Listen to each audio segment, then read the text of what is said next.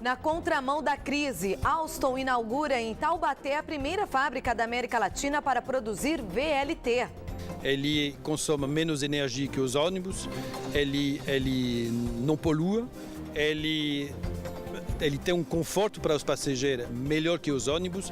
Driblando a crise, Caçapava minimiza os efeitos da seca. Quase 80% da cidade é abastecida por águas subterrâneas. Outro ponto interessante é que a cidade conta com 268 minas como essa, que desaguam no Rio Paraíba. Paciência em crise. Trabalhadores da Amplimatic entram em greve contra atraso nos salários.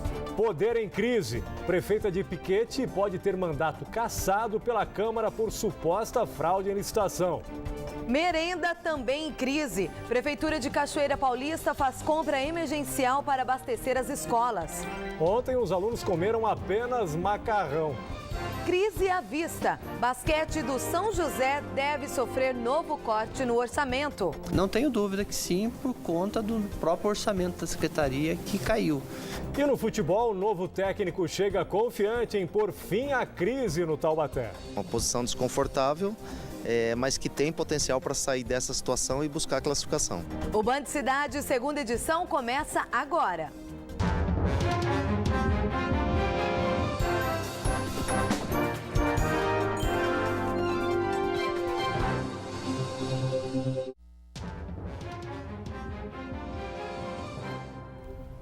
Olá, boa noite. Boa noite. Na contramão da crise brasileira no setor automobilístico, a Alstom inaugurou hoje em Taubaté a primeira fábrica da América Latina para a produção de VLT, o veículo leve sobre trilhos. Considerado uma das soluções para os problemas de mobilidade urbana, este tipo de transporte é bem comum na Europa. No Brasil, algumas cidades já começam a adotar a modalidade. E os primeiros veículos produzidos aqui em Taubaté vão para o Rio de Janeiro a tempo dos Jogos Olímpicos de 2016. Poderosa no segmento do transporte ferroviário no mundo, a Alstom inaugurou hoje de manhã a nova unidade em Taubaté.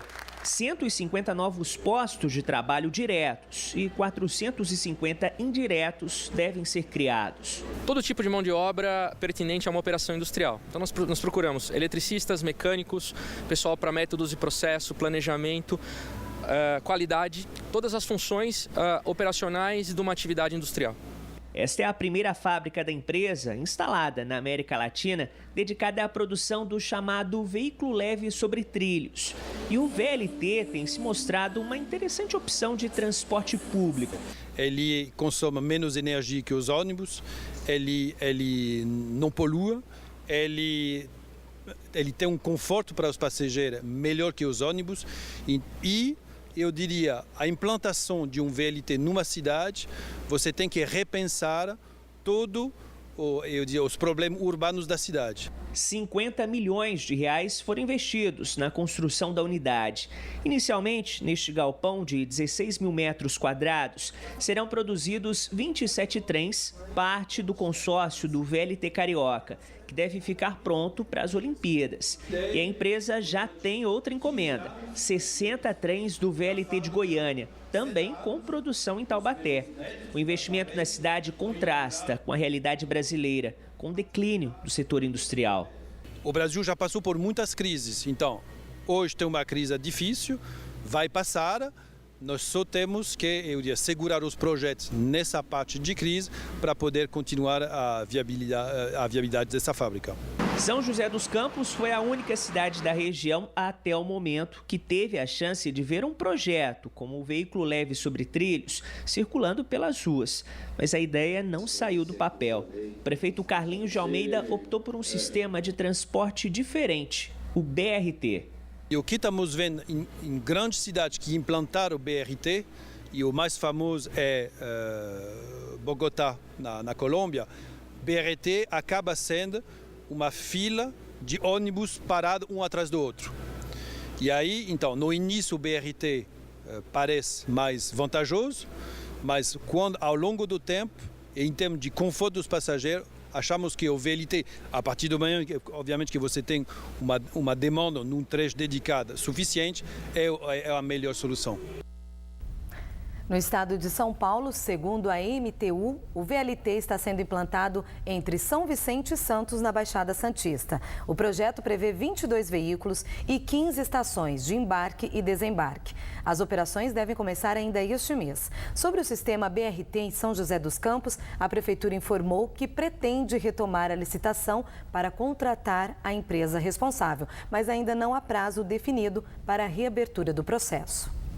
Os funcionários da Amplimatic de São José dos Campos entraram em greve nesta terça-feira. Eles protestam contra o atraso dos salários de janeiro e também direitos, como férias e 13º.